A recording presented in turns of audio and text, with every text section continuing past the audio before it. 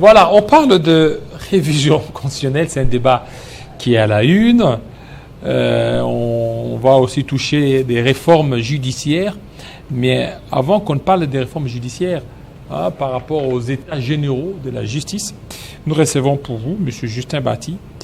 Bienvenue. Merci. Vous êtes coordonnateur national de la société civile composante jeune de la RDC. Alors, il y a ces débats sur la réforme ou changement de la Constitution. Alors, quelle est votre lecture par rapport à cette situation? Merci beaucoup, M. Kilolo. Merci à Télé 50 encore pour cette invitation de plus. Je salue tous les Congolais, toutes les victimes de la guerre, de l'agression dans la partie Est qui sont en train de nous suivre ici. Plus particulièrement les gens qui sont dans les cas de déplacés de Mugunga, où il n'y a pas d'eau, il n'y a pas d'électricité. D'ailleurs, il y a un problème là-bas des toilettes. C'est donc il y a le problème sanitaire que j'aimerais profiter quand même d'annoncer ici à travers vos micros. Ces gens qui vivent là, plus de 1500 personnes, je vous précise, qui n'ont pas d'eau potable, qui n'ont pas de courant, qui sont déplacés et qui n'ont pas mangé. À Mubunga. À Mugunga dans le Nord Kivu. Et j'ai des données très fraîches. Mais quand même, il y a les déplacements du gouvernement central qui est allé là. C'est compliqué avec beaucoup de voyages. On ne parle que pour enterrer et publier des photos, c'est très ridicule. Il n'y a pas d'action sociale efficace au sein de ces cas. Mais il y a la ministre des Affaires sociales qui est descendue sur place. C'est trop grave. Et d'ailleurs, je vous préviens que cette ministre a failli même se faire le chef parce qu'elle est partie jusqu'à Calais, là où les gens avaient connu les naufrages. Jusqu'à Calais? À Calais, oui, dans les territoires de Calais, dans la province Sud Kivu, c'est-à-dire à Minova. Quel ministre? La ministre des Affaires sociales. Récemment, quand il y avait naufrage. Est-ce que vous l'avez vu là-bas? Non, je parle du naufrage. Oui, il y a une délégation. Il y a une délégation. Il faut dire la délégation parce qu'elle n'était pas. Non, elle est arrivée. Elle est arrivée, Madame Machozi, ici, c'est ça son nom. Elle est arrivée, Machozi, quelque chose comme ça. Madame qui a été nommée. Provinciale? Non, nationale, je précise. La ministre nationale. Elle était là. Sociale. Elle était là. Action humanitaire, je crois. Comment elle s'appelle? Alfani, quelque chose comme ça, l'élite Katanga. Du tout. Nathalie Aziza Mounana. Nathalie Aziza, très bien. Elle a été dans la zone. Elle dit aux gens, non, ceux qui Fanda Kimiate, je prends mon avion, je rentre. Comme si elle était venue pour. Est-ce que là, c'est au niveau du Nord Kivu? Ce n'était pas au niveau de. Si, c'est à cheval. Le Sud Kivu et le Nord Kivu sont à cheval. Parce que les naufrages a lié au Nord Kivu, mais le victime était de provenance du Sud Kivu. Alors, pour parler de l'approche constitutionnelle, comme vous venez de le dire, moi je crois que j'ai suivi les co-débatteurs, les précédents. Bon, il a parlé de son parti, il a parlé d'autres choses. Mais ici, nous parlons de la République. Il faut dépassionner les débats. Lorsqu'on parle de la Constitution, on parle de l'avenir de tout un pays. On parle du sacro-saint. C'est ça les rendez-vous que le peuple congolais attend. Et là, il faut faire allusion au contrat social. Il y a des conventions entre les gouvernants et les gouvernés. Qu'est-ce que nous sommes entendus avec le régime? La Constitution, c'est la boussole. Ce n'est pas seulement la Constitution qui peut poser problème, c'est la charpente du pays. Mais il y a des lois. C'est comme l'état-major. Si on veut changer quelque chose, on peut aller même dans des lois. La Constitution n'a que 229, si j'ai bonne mémoire, articles. 220. 229. Ah, 229. 229 au total, okay. Oui. Alors, parmi ce 229, j'ai lu le programme de Mme Souminois, bien sûr, qui est le programme du chef de l'État transposé à l'exécutif. J'ai vu même le programme du gouvernement passé. J'ai fait la comparaison. Est-ce qu'il y a incompatibilité avec les textes et toutes les promesses, et tous les programmes, et tous les projets qui se trouvaient dans les projets souminois? Parce que c'est sur base de ça qu'on va évaluer le gouvernement Tshisekedi, c'est sur base de ça qu'on va évaluer son bilan. Mais je me dis, mais est-ce qu'il y a incompatibilité? Est-ce qu'il y a télécospage? Il y a des dispositions qui empêchent à ce que le programme soit exécuté? Non, il n'y en a pas. Le débat sur la révision et le changement, c'est une distraction. Parce qu'il y a ce qu'on a. Distraction? C'est une distraction. Parce qu'il faut assumer le bilan. Ce n'est pas dans les derniers virages que vous devez laisser l'héritage de la révision constitutionnelle. La société civile est claire sur cette question. Nous pensons qu'il y a d'autres questions majeures. Je ne veux pas rappeler ce qui a été dit. Les sociales des Congolais, c'est d'abord la priorité. Ça me fait même rappel à ce qu'on appelle l'hiérarchisation des besoins, M. Kilolo. Mais pourquoi vous avez peur?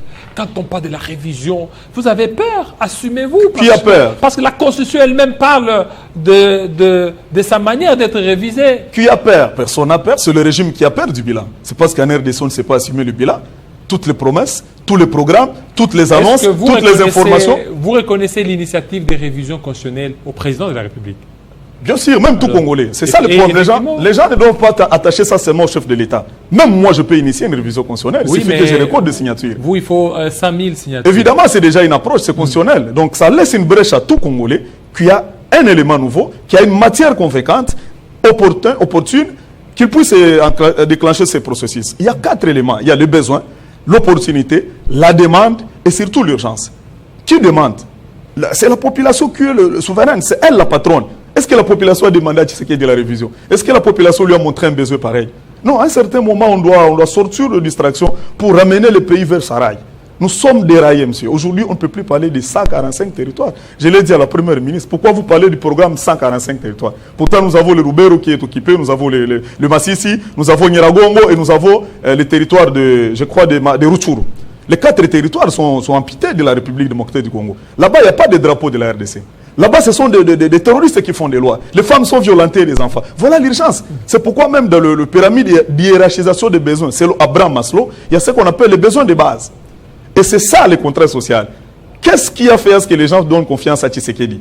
Ce sont des éléments majeurs de base qu'il veut sauter pour aller vers les questions de pouvoir. On n'est plus là. Il faut rester dans les basiques. Le basique, c'est le social que beaucoup de gens ont soulevé. Le basique, c'est la pro-sécuritaire. Vous savez, si vous occupez une seule avenue des États-Unis, c'est tous les Américains qui sont debout. Mais nous, Bounagan, on a oublié. C'est comme si les gens qui y sont devenus des enfants de Makenga, des enfants de Nanga et consorts. Est-ce qu'on a oublié? Mais il y a les efforts qui sont en train d'être faits. Quel effort? Lorsque les gens sont en train de festoyer chaque jour à Kinshasa, quel effort? Quand vous parlez des efforts, ça doit se voir par la rémunération des militaires. Ça doit se voir par une logistique militaire appropriée. Mais ce sont des détournements qu'on assiste chaque jour. C'est Nicolas Kazadi Komplachi. Ce sont des gens qui bouffent de l'argent entre amis. La délégation de la ministre, de la vice-première ministre des Affaires étrangères à Luanda, 225 personnes pour négocier avec le Rwanda. Mais la délégation rwandaise était avec 3 personnes, je précise. À Luanda? Luanda, quand ils étaient là. Mais c'est la vice-première ministre qui a rempli ses cousines et cousins pour aller défiler à Luanda, mais sans résultat. Non, il ne faut pas dire cousine. Bon, je le dis parce que vous ne pouvez pas déplacer 280 personnes pour une discussion. Oui, mais ce sont les gens de son cabinet. Bon. Et ça reste aussi à voir. Très bien. Réellement, c'est 200. Je vous le dis. Parce que dans les cabinets, on ne peut pas avoir plus de 200 non, monsieur Kilolo, je suis initiateur du groupe de lobbying pour le Congo. Et donc, je mène des investigations sur la gestion de la République à l'intérieur comme à l'extérieur des frontières. Et je devais être là à Luanda pour le compte de la société civile dans une commission de suivi de ces accords. Mais malheureusement, comme nous, on n'est pas de pouvoir, on nous a élagué sur la liste. On vous a débarqué. Comme toujours. Voilà. Parce qu'il fallait avoir il fallait avoir le cutus de l'UDPS et qu'on se... Non, pas. Il faut des techniciens. Quand vous allez dans des négociations sur des questions sécuritaires, il faut des techniciens. Surtout quand on négocie la question des régions des Grands Lacs. Nous sommes de là. Peut-être le président de la République, innocent qu'il est, il n'a pas la maîtrise de la région des Grands Lacs.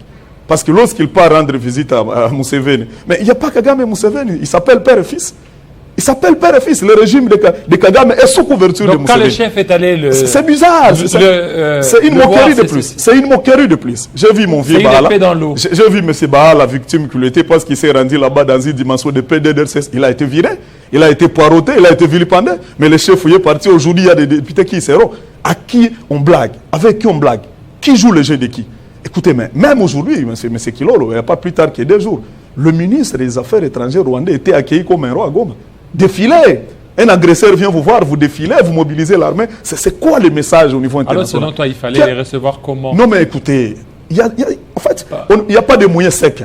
Soit on est agresseur. Un militaire, s'il veut recevoir un officiel, il y a des cérémonies. Monsieur Kilolo, quelqu'un va violer ta sœur, demain vous lui donnez les foufous sur la table, c'est ridicule. Les Rwandais nous agressent, on doit les accueillir dans un mécanisme bien fermé d'ailleurs. Il ne faut même pas les communiquer s'il y a moyen. Parce que ça agresse, c'est une plaie que vous réveillez. Cette dame qui est en Ngouma, cet enfant qui ne part pas à l'école, mais qui connaît que c'est Kagame qui lui fait ça, mais son délégué est arrivé au pays, on l'accueille, il dort dans nos hôtels luxueux, il a toute la logistique de FARDC. C'est bizarre, c'est honte.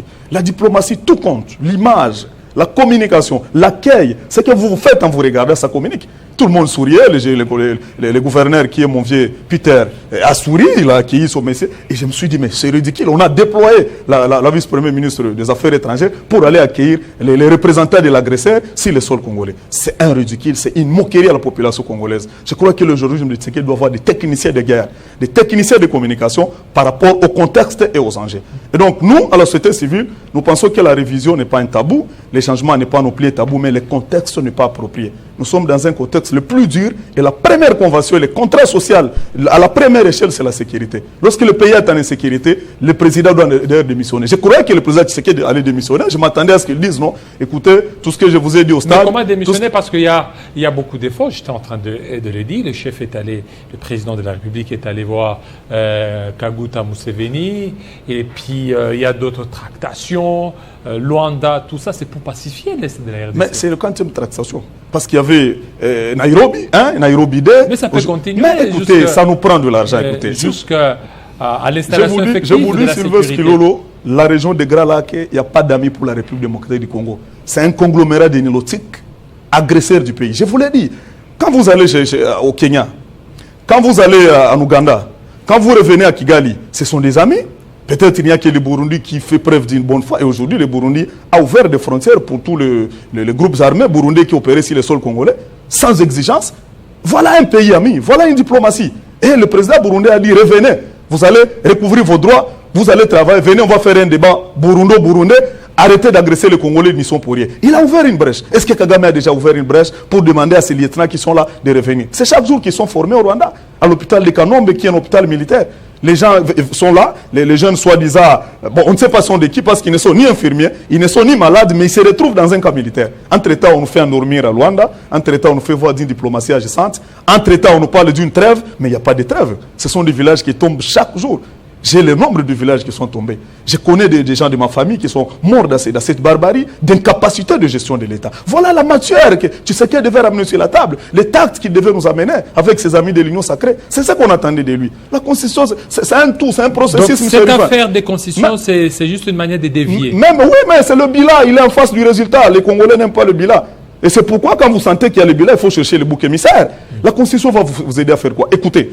Les dispositions constitutionnelles qui sont, en fait, on nous a parlé de l'article, je crois, 217. Oh, la RDC peut céder une partie de sa souveraineté pour l'unité africaine. C'est ce que les chantres du changement sont en train de mettre. Est-ce que nous sommes en conflit avec l'unité africaine? On est agressés. Nous ne sommes pas encore là. Ce n'est pas que nous sommes en conflit entre des États et pour consolider l'Afrique, c'est la RDC qui bloque, mais c'est la RDC a abandonné une partie pour que l'Afrique reste unie. Non, on n'est pas là. Il n'y a aucune disposition où nous savons Kagame qui nous agresse à travers sa bande. Et c'est ça. Le travail que Félix devait faire, il devait changer les tactes. Si ses amis Mbosso et les alliés n'ont pas réussi, il devait avoir une nouvelle mayonnaise. Et c'est ce qui manque au régime actuel. C'est un régime d'orgueil, je m'excuse. C'est comme si on dirigeait le pays avec biceps. Il y a des techniciens. Tels que vous l'avez évoqué. Cette constitution a connu... L'article 217. L'article 217. Si. Oui, mais il parle beaucoup plus de la souveraineté. C'est que... Oui. Ils ont droit aussi à pouvoir changer. Non, partiellement. Non, la Constitution est claire. C'est un article qui dit paix, et puis c'est dans le conditionnel. Partiellement céder une partie de sa souveraineté. Les exemples, la souveraineté a beaucoup de dimensions. Il y a la souveraineté sécuritaire, il y a la souveraineté sur les sols, il y a beaucoup d'éléments. Il faut maintenant préciser le contexte. Est-ce qu'on a un problème avec 10 pays africains et que donc il faudrait que nous cédions? On n'est pas là. C'est un débat régional, en fait un débat entre États, deux États, que nous voulons globaliser. Ça, c'est vraiment des faux fouillards. Et dans cette même constitution, M. Nani Pasteur, dans cette même constitution, on précise l'état de siège. Il y a beaucoup d'éléments, je ne vais pas revenir sur ça, parce que ça a été dit. Le président est verrouillé par son bilan. Il devait changer des tactes de ses alliés. Il devait remettre... Il y a beaucoup de techniciens. Ils vont enlever l'état de siège. Écoutez, vous avez parlé de cette constitution. Il y a beaucoup de professeurs, le professeur Ndayouel, le professeur Nyabirungu, Moïse Nyabugabo et consorts qui ont mouillé leur maillot pour réfléchir sur cette constitution. Mais aujourd'hui, on nous fait voir que c'est une constitution de belligérant. Mensonge absolu. Parce qu'écoutez, même quand les gens sont dans un conflit, ce n'est pas mal que les gens viennent faire l'arbitrage. On a appelé d'autres États pour dire non, voilà, le pays est déchiré. Il y a M. Bemba à gauche avec son armée, il y a le gouvernement à gauche, il y a Artiz Aïd Ngoma. Mais nous, on veut s'asseoir comme Congolais, mais on vous appelle parce qu'on n'évolue pas seul. Nous sommes dans l'interpénétration entre États. On peut appeler les Burundais, venez nous assister, mais ce ne sont pas eux qui ont fait ça. Ce sont des Congolais. Et ça, il est en train de cracher sur le mémoire de tous ces éminents professeurs qui sont partis verser leurs réflexions qui s'engagent. Le chef de l'État doit voir son bilan en face. Aujourd'hui, comme vous avez parlé des États généraux, si vous permettez, nous sommes en train d'aller vers les États généraux de la justice. J'ai été invité là-bas. Et d'ailleurs, je devais intervenir. Il y a des réformes d'ailleurs. Je devais intervenir. Il y a des réformes. Guilain pouvait changer de thématique. Réformes, allez-y. Les réformes, écoutez, Kilolo, s'il vous plaît, le problème n'est pas lié au texte en RDC. Le problème, c'est l'homme. Les contrats sociaux, je l'ai dit. Thomas Hobbes a parlé du contrat. Ce sont des conventions. On se met d'accord, monsieur, j'entre dans ton véhicule, vous me déposez à Lemba. Mais vous voulez me laisser par magasin. C'est ridicule, c'est ça le pays dans lequel nous sommes. Les lois même, l'arsenal judiciaire juridique du pays est en ordre, il n'y a pas de problème. Le problème, c'est le mécanisme d'exécution. Les magistrats sont devenus intouchables. Les magistrats sont devenus des coopérants. Et avec un circuit pareil, que voulez-vous? Lui-même, le président Tshisekedi, a pris en otage le secteur de la justice. Je ne vais pas parler de tribunaux, mais vous savez combien de noms on peut citer pour parler de magistrats et consorts. La Cour constitutionnelle, c'est son acquis. La Commission électorale nationale indépendante, c'est son acquis. Les généraux sont changés du jour au lendemain, par amitié, par affinité. Tshibangou John commence à publier comme il veut, dans des avions, un général, dans un pays de guerre, est habillé en veste chaque jour. Ce sont des champagnes ici. On est en train de se moquer à qui? Que voulez-vous que les gens nous prennent au sérieux? Comment voulez-vous que quelqu'un qui est à l'Alaska puisse compatir avec la RDC? Pourtant, un général est en train de passer toute sa nuit en boîte avec de l'argent de la République et l'argent bombé et distribuer l'argent aux femmes. Il y a un message qu'on doit donner au monde si on veut qu'on nous prenne au sérieux. Et c'est ce que Kagame a réussi à faire. Il fait voyager des gens pour la diplomatie. Il s'est victimé chaque jour. Ils disent non, voilà, on fait mal, et d'ailleurs on est minoritaire. Il y a même des églises qui pleurent pour Kagame. Ils disent non, vous souffrez. Mais nous, on n'a pas de diplomatie, d'action de terrain. Nous avons des voyages, les gens se déplacent, ils sont dans des hôtels. Ils ignorent qu'ils doivent partir parler du pays. Et c'est pourquoi nous avons mis en place le groupe de lobbying pour le Congo, pour vendre l'image du pays et parler du taux d'agression que nous subissons, et des chiffres en appui, et des vidéos. Peut-être les Nations Unies n'ont pas encore vu des gens qui meurent chaque jour. Peut-être qu'ils suivent les rapports. Les réformes, les réformes judiciaires, les derniers États généraux ont été organisés en 2015. Bien sûr. Alors nous sommes en 2024, à peu près 9 ans après. Il y a 9 ans ou 15 ans, 9 ans. 9 ans. Voilà, 9 ans déjà, après, ouais. il y a ces États généraux. Mais là, on se demande les résolutions. Les résolutions de 2015 jusque-là n'ont pas été prises en compte. Il y a d'autres résolutions qui sont issues de ces États généraux. Vous ne voyez pas qu'il y a un problème, pas un problème des textes, mais un problème d'hommes. Oui, c'est ça, vous me rejoignez. Le problème d'homme, c'est-à-dire, vous pouvez changer de stratégie avec la même casserole, le repas sera le même. Si vous cherchez des vraies solutions à des faux problèmes, vous allez tomber. Le vrai problème n'est pas là. Les textes, moi j'ai eu à parcourir, même le fonctionnement de ce qu'on appelle Cour suprême et consort. On peut changer les noms, parce qu'il y a le professeur Tshibangou qui a proposé une nouvelle nomenclature, comment on peut appeler ça. Le problème, ce n'est pas l'appellation. Le problème, est-ce que ce système est surveillé par l'exécutif? Quel est le rôle du garant du bon fonctionnement des institutions par rapport à la justice du pays? Quelles sont les interférences de ses collaborateurs par rapport à ça? Je vais vous citer beaucoup de conseillers. Et d'ailleurs, pas plus tard, le même jour, le lancement des États généraux, j'étais invité, on est assis, un groupe déjà, non, nous sommes des conseillers du chef de l'État. Mais où sont vos invitations? Non, on est de la présidence. Vous vous rendez compte comment les individus piétinent même ce qu'on appelle la boussole d'un État, qui s'appelle la justice. Le pauvre, mon ami Costa Moutamba, j'ai milité avec lui, il était chez Nojek, j'étais dans la lucha. On s'est croisé dans plusieurs actions, j'aime son courage, mais il est en train de se coincer dans un mur qui est lourd. Parce que le mur de la justice, il faut commencer par les bourreaux. Et les bourreaux, ce ne sont pas les justiciables, ce ne sont pas le peuple, ce n'est pas la population. Ce sont ces tenants du pouvoir qui nous amènent à la corruption. Ce sont ces tenants qui achètent des parcelles sans documents. Ce sont ces tenants, quand hier, avec les généraux qui étaient à côté de Kabila, qui pouvaient prendre toutes les parcelles des gens. Même chose aujourd'hui. Il suffit qu'une parcelle, aujourd'hui, même si on peut tout dire par rapport à Nanga, il avait des ressources qui sont devenus aujourd'hui les biens propres à la famille Tshisekedi. Voilà les enjeux. Ce n'est pas, là, vous n'avez pas de preuve, hein? Ce n'est pas non, mais il a déclaré lui-même, il a dit non, j'ai mes mines et voilà, la famille est venue prendre ça. Même chose aujourd'hui, M. Kilo, si vous avez une jolie femme, si M. Tshilumbaou qui l'a trouvé, il va la prendre. C'est ça la justice. On va réformer, mais l'homme reste toujours l'élément négatif. Et c'est pourquoi, dans ces réformes, nous avons proposé une approche participative. Parce qu'on ne peut pas prétendre gérer une justice sans associer la population. Il faudrait qu'il y ait une commission juridico-sociale. Nous avons proposé ça. Je crois qu'à la prochaine émission, je vous donnerai les documents que nous avons versés même à la commission qui est en train de travailler sur des thématiques. Parce que moi, je devais intervenir par rapport au F-Nonandé et aux ASBL par rapport à la nouvelle rigueur du ministre d'État, Constant Moutamba. Je me suis senti étouffé par le contexte d'organisation de ces assises. Nous avons versé en tant que société civile nos recommandations par rapport à cette commission juridico-civile, s'il faut le dire, ou sociale, qui sera constituée par les acteurs de la société civile, qui seront en train de faire les contrepoids aux magistrats et qui seront également en train de donner rapport par rapport aux habits dans le secteur de la justice. Et ça, à travers le monitoring. Ce n'est qu'à travers le monitoring qu'on peut gérer la justice dans notre pays. Parce qu'il y a les cas d'injustice même dans les endroits ici, il y a les cas d'injustice même là où vous êtes, même les salaires. Ce qu'on vous paye, est-ce que ça revient au travail que vous faites? Vous allez chercher la justice seulement en prison, même dans le niveau de paiement des salaires, le traitement des agents, les problèmes de sous-traitance, les gens qui travaillent pour les Libanais. On ne peut pas prétendre aller résoudre la justice dans les procès de 100 jours, aller dans les procès de détournement. Commençons par à la base. Et la base, c'est la vie de chaque jour. Dans le ménage, pourquoi les enfants n'ont pas droit aux études? La justice doit intervenir. Merci. Pourquoi M. Kilolo n'est pas bien payé? La justice doit intervenir. Merci beaucoup. Et je profite de votre micro pour quand même féliciter la ministre des Droits humains, Mme Chantal Tshambou, qui aujourd'hui se démarque dans un plaidoyer diplomatique pour redonner quand même l'image de la République par rapport à la matière des droits de l'homme. Et je souhaiterais même qu'il y ait aussi les États généraux sur les droits de l'homme. Parce que c'est ça le problème, surtout quand les régimes sont à la fin de leur mandat, il y a toujours des violations des droits de l'homme. Nous avons été arrêtés avec le régime Kabila à la veille. Nous savons que ça va se répéter parce que les tons qu'utilise M. Kabouya, c'est un ton menaçant. Il menace tout le monde, il s'affronte à tout le monde, mais aujourd'hui quand même avec la montée un tout petit peu diplomatique de la ministre des Droits humains, nous l'avons vu à Genève, elle a fait voter la République démocratique du Congo dans les conseils des droits de l'homme, en fait le conseil des droits de l'homme des Nations Unies. C'est quand même quelque chose déjà qu'on peut louer. Et s'il va continuer pour que les prisonniers politiques ne soient pas arrêtés arbitrairement, pour que tout le monde ait accès à un procès équitable, ça va quand même remonter l'image du pays. Donc je voudrais quand même que cette reconnaissance parte à cette dame et que ça soit un modèle aussi pour d'autres ministres qui sont dans d'autres secteurs. Merci. Merci beaucoup, M. Justin Bahati, surtout de votre intervention. Merci à vous, fidèles téléspectateurs, d'avoir suivi Kinshasa Direct. Restez branchés. Tout à l'heure, la grande édition qui sera à 20h à Lubumbashi, 19h à Kinshasa. Portez-vous très bien. À très bientôt.